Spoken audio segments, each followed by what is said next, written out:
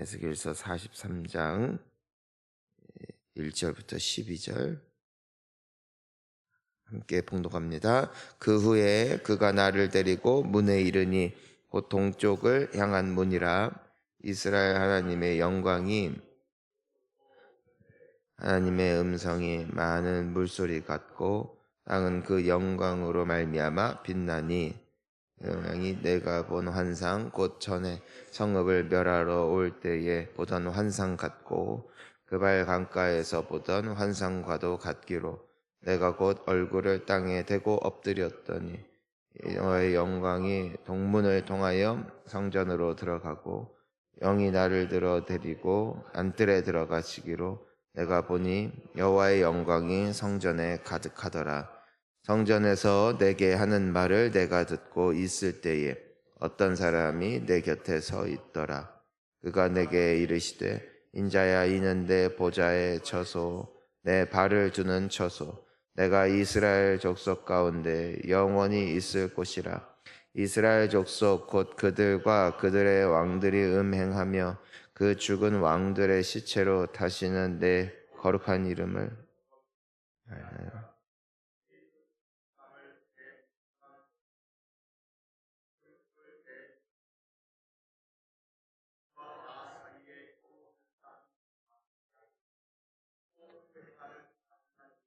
내 거룩한 이름을 더럽혔으므로 하셨거니와 이제는 그들이 그 음란과 왕들의 시체를 내게서 멀리 제거하여 버려야 할 것이라.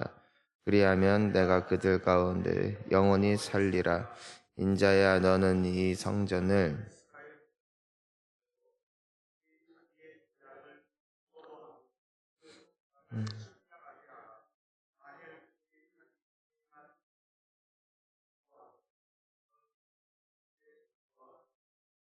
그 출입하는 곳과 그 모든 형상을 보이며 또 그 모든 규례와 그 모든 법도와 그 모든 율례를 알게 하고 그 목전에 그것을 써서 그들로 그 모든 법도와 그 모든 규례를 지켜 행하게 하라. 성전의 법은 이러하니라. 산 꼭대기 지점의 주인은 지극히 거룩하리라. 성전의 법은 이러하니라. 아멘. 이 에스겔서의 그 초반부를 보면은 그 성경에 기록되어 있는 가장 안타깝고도 또 슬픈 사건이 하나 등장을 합니다. 그것은 뭐냐면은 여호와의 영광이 떠났다는 것입니다. 이 이스라엘 성전으로부터 떠나셨다. 여러분, 아무리 그 성전을, 교회를 아름답게 짓는다 할지라도 그들이 아무리 찬양하고 예배하고 기도한다 할지라도 그 모인 곳에 여호와의 임재하심이, 즉 여호와의 영광이 함께하지 않는다면은 그 예배는 죽은 예배가 될 수밖에 없습니다. 즉 예배를 드려도 은혜가 안 되고 또 기도를 해도 응답이 없고 찬양을 불러도 눈물이 나지 않는 것, 여호와의 영광이 사라진 시대, 그 시대를 이 에스겔 선지자를 통해서 선포되었고 또 실제적으로 그 영광이 떠났던 암흑의 시기를 이 이스라엘 백성들은 보내야만 했습니다. 사랑하는 성도님 여러분, 여호와의 영광이 함께하는 우리의 예배가 될 수 있기를 우리가 함께 기도해야 할 것입니다. 아무리 본향교회가 교회로서 있다 할지라도 하나님께서는 우리가 찾는다고 항상 헤헤거리면서 오시는 분이 아니라 그분은 때때로 경고를 하시거든요. 나의 영광이 너희를 떠날 것이다. 근데 오늘 우리가 말씀을 보면 이런 새로운 전환점을 우리에게 보여주고 있습니다. 우리가 2절 말씀을 한번 1절 보니까 뭐라고 되어 있냐면은 그 후에 그가 나를 데리고 문에 이르니 곧 어디예요? 동쪽을 향한 문이라. 그 에스겔서 11장에 보면은 여호와의 영광이 떠나시는 사건이 있는데 동쪽으로 떠나십니다. 그런데 오늘 보니까 이 동쪽을 향한 문으로 하나님이 데리고 오시고 또 2절을 함께 읽어보겠습니다.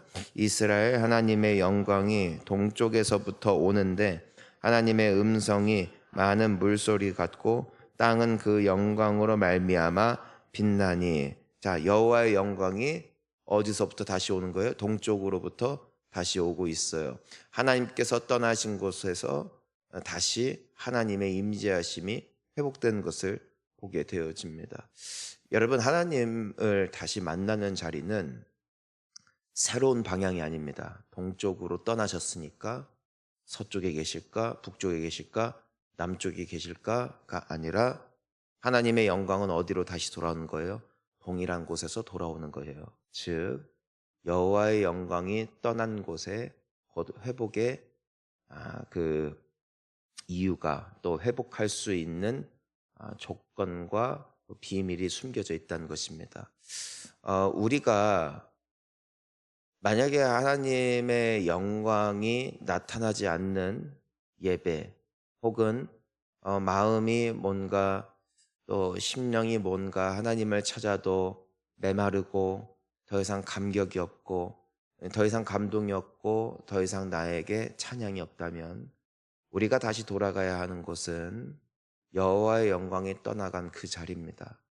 어떤 분들은 사람마다 다르겠죠. 어떤 분들은 봉사의 자리일 수 있을 겁니다. 어떤 분들은 진정한 회개의 기도의 자리일 수도 있습니다. 어떤 분들은 주님을 향한 열심일 수 있습니다. 또 어떤 분들은 누군가를 향한 미움과 용서하지 못하는 마음으로 인해 여호와의 영광이 떠나갔을 수도 있습니다. 우리가 회복해야 하는 자리는 무너진 그 처소를 다시 회복하는 것이지 새로운 방법을 찾는 것이 아니더라는 것입니다. 여러분은 무엇을 다시 회복하셔야 되겠습니까? 여호와의 영광이 다시 돌아오는 그날, 그 영광의 빛으로 말미암아 우리의 삶은, 우리의 영혼은, 우리의 마음은 다시금 환하게 빛날 수 있다는 것이죠. 첫사랑을 회복하라 하셨습니다. 다시 그 사랑으로 돌아갈 수 있기를 주의 이름으로 축원합니다. 그래서 오늘 5절까지 보면은 하나님의 영이 다시 돌아오세요. 여호와의 영광이 성전에 가득해요. 여러분, 참 재미있는 것은 하나님의 영광, 하나님의 임재하심이 회복된 것은 이스라엘 백성들이 주님을 향하여 뜨겁게 눈물을 흘렸기 때문만은 또한 아닙니다. 아이러니하게도 하나님께서 다시 돌아오시기까지도 이스라엘 백성들은 도대체 무엇이 잘못됐길래 하나님이 우리를 떠나셨을까? 예배 스타일을 바꿔볼까? 찬양을 좀 새로운 걸 써볼까? 별것을 다 해보아도 도무지 회복이 되지 않는 그 시점에 불현듯 하나님께서 찾아오신 것입니다. 하나님이 돌아오신 이유는 결정적으로 이 사람들이 진정한 회개와 진정한 참회와 통회의 모습을 보여주었기 때문이 아니더라는 것입니다. 하나님께서 다시 돌아오신 이유는 하나예요. 따라할까요? 언약. 언약이 언약. 무슨 뜻이냐면 약속 때문에 돌아오신 거예요. 어떤 약속인가요? 내가 영원히 너희를 버리지 않을 것이다. 내가 영원토록 너희와 함께 할 것이다.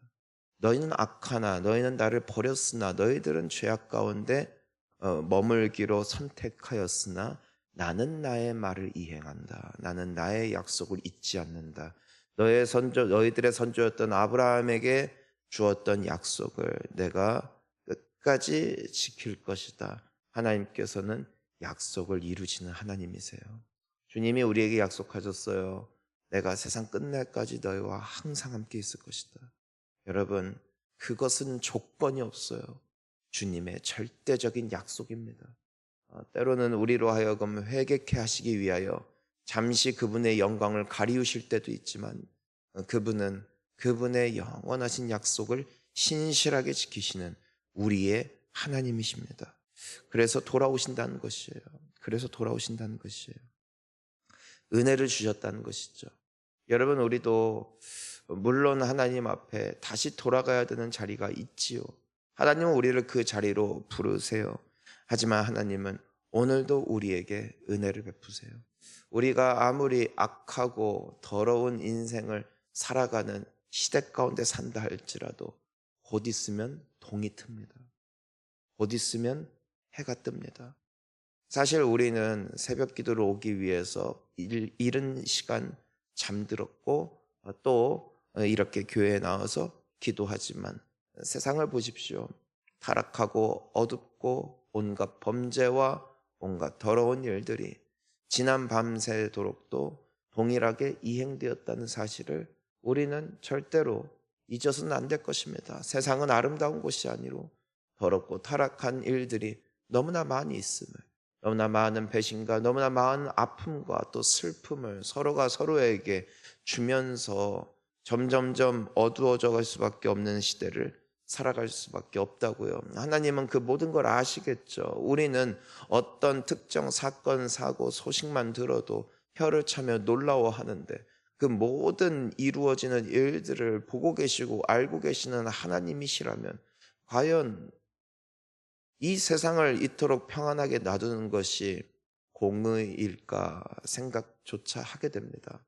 만약에 하나님께서 공의의 하나님이시라면, 인간의 죄악을 그대로 갚으시는 것이 하나님의 뜻이라면 이 세상은 다시 환한 태양을 볼 수도 없을 것 같고요. 또 존재하기조차도 어려울 것 같은 현실을 우리가 보게 되어집니다. 하지만 하나님은 언제 그랬냐는 듯이 아침마다 다시금 태양이 떠오르게 하시고 또 여전히 우리에게 평안을 주시고 여전히 우리에게 소망을 주시는 이유는 우리 인류가 하나님 앞에 깨끗하거나 정결해서가 아니라 신실한 하나님의 은혜라는 것입니다. 그 은혜가 있기 때문에 이 세상은 존재하고 그 은혜가 있기 때문에 우리가 여기까지 올 수 있었다는 것이죠. 여러분, 하나님의 은혜에 감사하며 영광 올려드릴 수 있는 우리가 돼야 할 것입니다. 자, 하나님께서 왜 떠나셨는가? 그럼에도 불구하고 우리가 기억해야 되는 것은 하나님은 성전에서 떠나신 거예요. 무슨 뜻이냐면은 하나님께서 떠나신 이유는 이 세상이 더럽기 때문이 아니었다. 이 세상이 그저 죄악으로 만연하기 때문이 아니었다. 하나님께서 진노하신 이유는 하나님께서 은혜를 베푸셨고 하나님이 살리셨고 하나님이 사랑하사 복을 주신 그분의 백성들이 타락했기 때문입니다. 이것은 중요한 것입니다. 여러분, 시대가 어렵다면 그건 세상이 타락해서가 아닙니다. 시대가 어렵고 하나님이 심판하신다면 그건 하나님의 소위 백성이라 일컫는 성도들의 타락 때문입니다. 하나님의 관심은 타인에게 있지 않아요. 하나님의 관심은 그분의 백성들에게 있습니다. 여러분, 사실 사회가 어그러지고 하는 것은 하루 이틀 일이 아니에요. 늘 그랬어요. 하지만 이 사회가 정결해질 수 있고 온전해질 수 있고 이 어두운 세상 가운데 빛이요 또한 썩어져가는 세상 가운데 소금으로서의 역할을 성도들이 또한 교회가 감당했을 때의 사회는 조금 더 아름다워지는 것이거든요. 즉 하나님의 영광이 만약에 서산에 있는 각 교회마다 그리고 더 나아가 우리 본향교회 위에 충만하여 정말로 우리 모든 성도들이 여호와를 바라고 정말 여호와의 그 선하신 뜻을 쫓아 살아내는 그 열심과 거룩함이 회복되어진다면 우리를 통하여 이 지역은 더욱더 행복한 곳이 된다는 것입니다. 하지만 교회가 무너지잖아요. 여호와의 영광이 떠납니다. 여러분 생각을 해보세요. 이 본향교회와 더불어 이 지역에 있는 교회, 그 교회마다 여호와의 영광의 빛이 가득히 있다면 그 주변에 있던 어두움은 자연스럽게 소멸된 것입니다.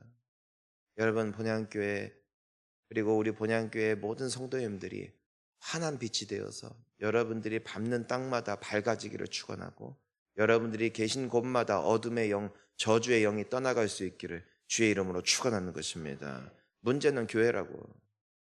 문제는 성도라고. 하나님께서 은혜를 베푸시면서 그들에게 한 비밀을 알려주세요. 내가 왜 떠났을까? 하나님께서 물어보시는 거예요.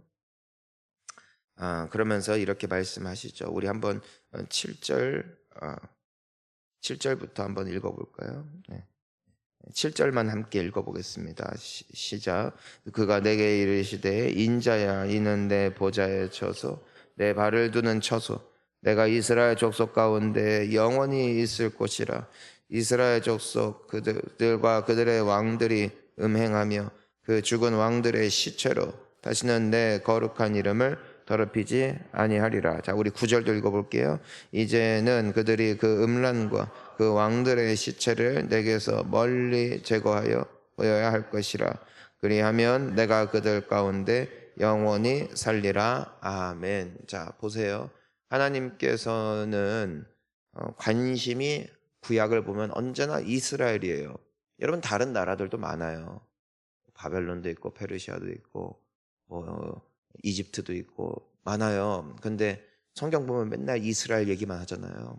관심은 하나님은 그분의 백성들에게 있지 그 외의 사람들에게까지 하나님은 그렇게 크게 신경 쓰실 여력이 없다. 하나님의 목적과 뜻은 이스라엘을 거룩하게 함으로 세상을 복주는 것입니다. 그래서 하나님께서 아브라함에게도 주신 약속이 너는 복이 될 것이다. 그러니까 네가 복이 될 거다. 네가 거룩함으로 네가 반당히 복을 받을 것이고 너를 통하여 후손들이 복을 받을 것이고 너를 통하여 너의 주변에 있는 모든 이들이 복을 받을 것이다. 네가 복댕이다. 하나님의 뜻은 언제나 그래요. 여러분이 복댕입니다. 여러분들의 거룩한 하나님의 도구들이라는 것입니다. 하나님은 다른 것을 통해서 일하지 않으세요. 하나님은 하나님의 부르신 백성들을 통해서 일하시는 법이라는 것이에요. 자, 그래서 그것이 하나님의 뜻이었는데 그렇게 이루어 오시는 역사가 바로 이 이스라엘의 역사인 것인데 이들이 어떻게 한 것이에요? 오늘 보니까 하나님께서 주목하신 그들의 가장 악한 죄악 두 가지가 있어요. 첫 번째는 음란이었고 두 번째는 왕들의 시체입니다. 여러분 이 음란이라 함은 어찌 보면은 그리고 왕들의 시체라 함은 같은 의미입니다. 여러분 이거 되게 강력한 단어이기 때문에 좀 놀랄 수가 있어요. 그런데 음란이 무엇이냐? 나에게 있는 배우자, 나와 평생을 약속한 자 외에 다른 사람과 몸을 섞는 것, 마음을 섞는 것, 이것이 음란입니다. 자, 그런데 하나님과 우리의 관계는 어떤 관계다? 언약의 관계요, 또 혼인 관계다.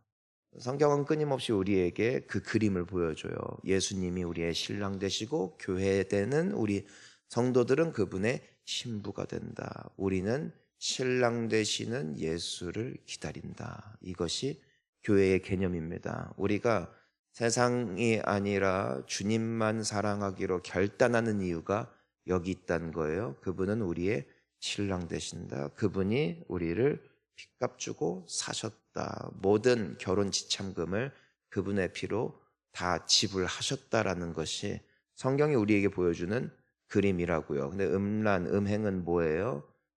나의 주, 나의 왕, 나의 신랑 되시는 그분 외에 다른 이들을 사랑할 때입니다.